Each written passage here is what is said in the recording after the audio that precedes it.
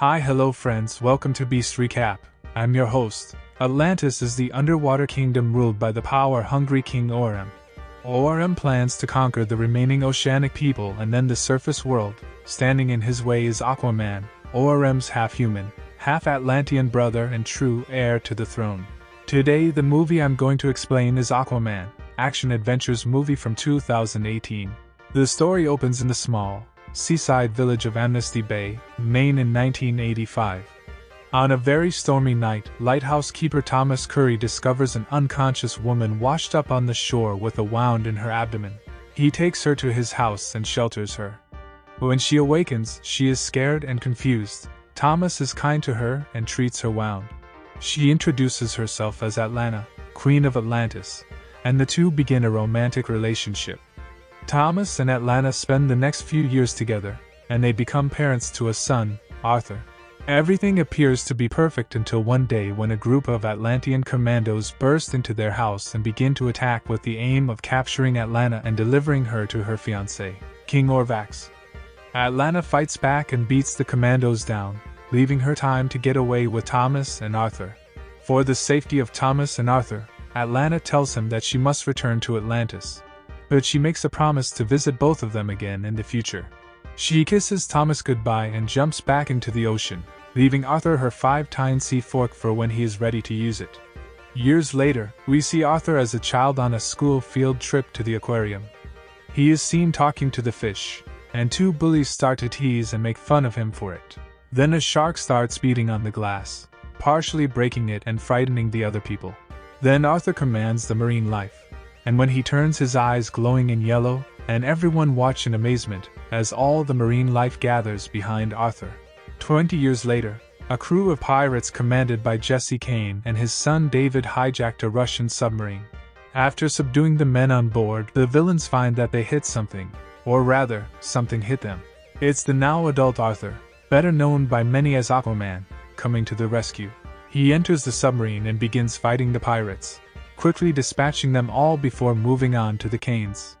Jesse shoots an RPG at Arthur, believing he has killed him, but Arthur picks himself up, mostly unscathed.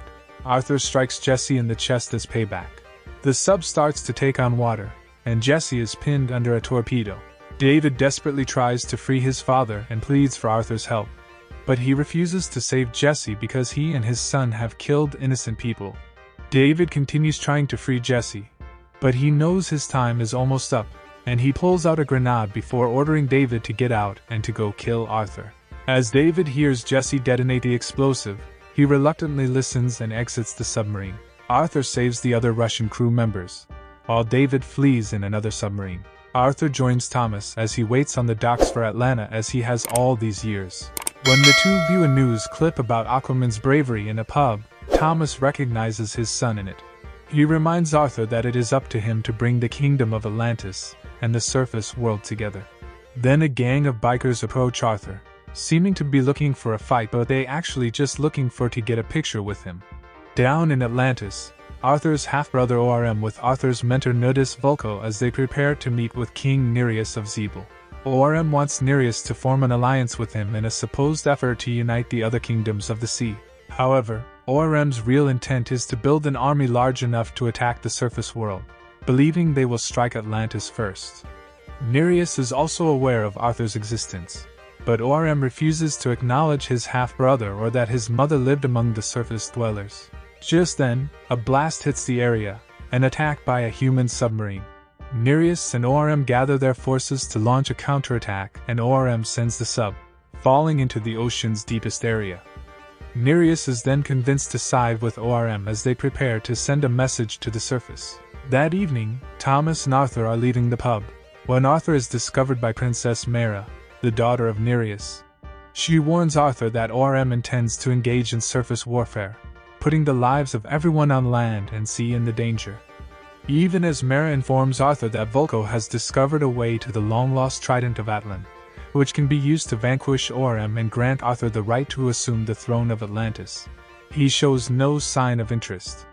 Due to his belief that the Atlanteans killed his mother, Arthur is unmoved but makes a pledge to deal with Orem in his own way if he does attack. Meanwhile in the North Sea, ORM and his commandos meet with David. ORM hands David his payment in gold coins, but David wants to get his hands on Aquaman, whom he blames for the death of his father. As Arthur and Thomas are making their way home, a huge tidal wave is approaching to the mainland. Arthur gets thrown from the truck after it hits it. He struggles to swim back to his father, but with Mara's help, they are able to rescue Thomas from the ocean and bring him back to life. Arthur looks upon the now devastated land and is convinced to join her to stop ORM. The two head toward a cliff side to dive into the ocean. This is the same place where Vulko taught Arthur to swim, control his Atlantean instincts, and engage in combat using his mother's sea fork. Getting on her boat, Arthur and Mara travel through Atlantis to a sunken ship where Vulko is waiting. He tells Arthur that the legend of Atlan's trident is real, as it belonged to the founding king Atlan, and was forged from strong metal and designed to allow someone worthy to rule over Atlantis. Back then, Atlantis prospered on the surface and made impressive technological advancements, but their drive for power ultimately brought their downfall, and Atlantis sunk to the bottom of the ocean. However, their advancements also helped Atlanteans evolve and breathe underwater, while others regressed and mutated into monstrosities. Atlan would spend the rest of his life in exile. Vulko gives Arthur and Mara a cylinder to help them locate the last resting place of Atlan, just before they are attacked by a commando force. Vulko retreats. Arthur fights them, but another more powerful group led by Merc arrive and capture Arthur. Arthur is brought before ORM, taunting Arthur with the belief that his mother was executed for bearing a child from the surface. Arthur suddenly feels he's to blame for his mother's alleged death. ORM also explains his position and hatred for the surface world due to the harm that they have inflicted upon the oceans. He offers to let Arthur leave and never return, but Arthur challenges him to a duel, his right as an Atlantean. Despite objections from Vulko and Mara, ORM accepts. Arthur gets ready for the fight by donning a helmet and armor, and equipping a sea fork that belonged to his mother. Meanwhile, ORM gives Mara, his betrothed, a bracelet that he says belonged to Atlanta. In a flashback, Vulko is seen teaching him how to wield it properly and even demonstrating how to make a shield out of a water vortex. Young Arthur was under a belief that Atlanta had left him because she didn't care about him or his father. But Vulko informed him that she had actually been killed and fed to the animals of the trench. In the present, Arthur heads to the Ring of Fire where the duel commences before an ecstatic crowd of people, most of whom have sided with ORM. Although Arthur puts on a respectable display of force, ORM attempts to drag him down into the lava to kill him. Arthur escapes ORM's clutches, but the evil king uses his trident to destroy Arthur's fork. Before ORM can deal a deadly blow, Mara steps in to rescue Arthur and removes him from the arena. The two escape in her watercraft and are pursued by ORM's men. Their ship is shot down, but Arthur and Mara escape, although ORM is led to believe that they were killed. The two hide in the mouth of a whale that Arthur summons so that it can take them somewhere safe above the surface. When ORM finds that Arthur and Mara have survived, he orders his commandos to locate them, but Nereus forces ORM to ensure that Mara is returned safely. ORM then goes to contact David and allows him to lead the commandos to find Arthur and Mara, and he equips David with Atlantean weaponry to ensure that Arthur is killed. David does some personal tweaking to the weapons and suit to his own liking. Arthur and Mara board a plane to take them to the Sahara Desert, skydiving from the plane without parachutes. Mara tells Arthur that the Sahara was once covered by the ocean, and they walk until they fall down a hole that brings them to an old temple where Atlan's trident was forged.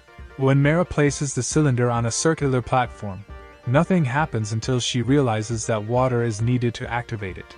She pulls water from Arthur and activates a holographic message from Atlan that contains directions on where to find the trident. Then Arthur discovers an old wine bottle with a map inside that indicates Sicily is their next visit.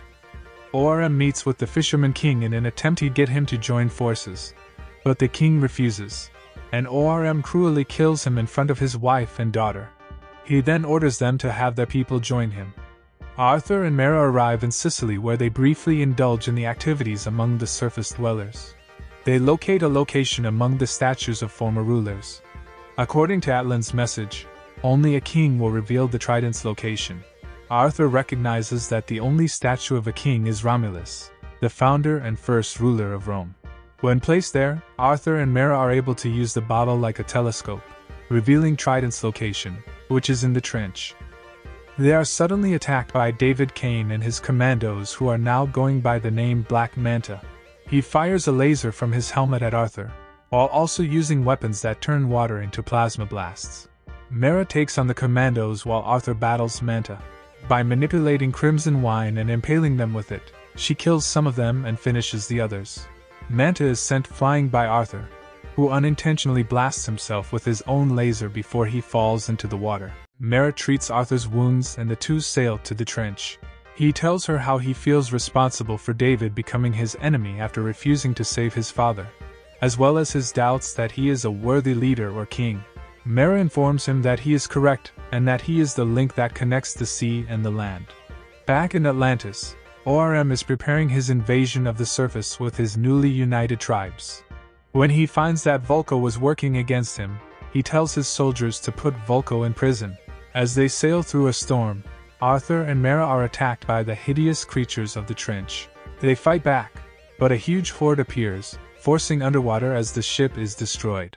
Just when it looks like they are doomed, they are pulled out of harm's way by a mysterious being who takes them deep into the trench and up into a tropical chamber with breathable air. To Arthur's surprise, it's Atlanta. For the first time in years, he gives his mother an embrace. He also explains to her how Thomas has been expecting her arrival after all this time. Atlanta explains to Arthur and Mera how she evaded being put to death and ended up stranded in an unknown sea. She tells Arthur that the trident is hidden behind a nearby waterfall, and that only the one true king can enter and exit with the trident. She and Mera give Arthur confidence to head on in. When Arthur walks in, the trident is glowing on a dais. He unexpectedly encounters Kara then, the enormous beast that protects the trident. She doubts Arthur's worth and tries to attack him, but Arthur then uses his powers to communicate with her, something that only Atlan was also able to do. When Kara then asks Arthur what makes him worthy of wielding the trident, he says he is not worthy, and that he only wants to save both worlds. Kara then becomes convinced and permits Arthur to take the trident from Atlan's corpse, granting him more power and a new outfit made of gold and green. ORM, who is now calling by the name Ocean Master, gathers the soldiers to begin their attack on the surface. Arthur and Mera lead their own forces of sea animals, including Kara then, to fight back and defeat ORM's army, setting off an enormous battle. The creatures take out ORM's men, leading the other Atlanteans to renounce their loyalty to him. ORM then engages Arthur in combat once more, but this time, Arthur coerces ORM to come to the surface. Arthur utilizes the trident's power to his advantage, and he shatters ORM's trident, leaving him on his knees. Even though ORM asks to be killed, Arthur decides to spare his life. However, Atlanta emerges from the water to meet ORM, and the two of them embrace. Vulko orders the commandos to arrest ORM, and he goes willingly. ORM is informed by Arthur that he is ready to speak with him at any time. The Atlanteans then accept Arthur as their new king. When Thomas returns to the docks, he is shocked to see that Atlanta has finally come back to meet him. The two embrace and kiss. In his narration's conclusion, Arthur says that fate has a way of bringing people together, just as it did with his parents. He has now accepted his position as a son of the land, as a king and protector of the seas as Aquaman. Post-credit, David is alive, and he is found by Stephen Shin, a conspiracy theorist obsessed with Atlantis and Aquaman. When David awakens, Stephen is examining the Atlantean technology. David offers to show Stephen how it works if he helps him find and kill Aquaman, and this is the end of this movie. I hope you enjoyed the video.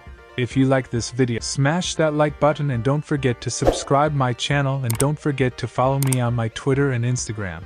Link in description. And if you want any other movie recap video, comment below and I will see you in next awesome recap video. Until that, have fun guys.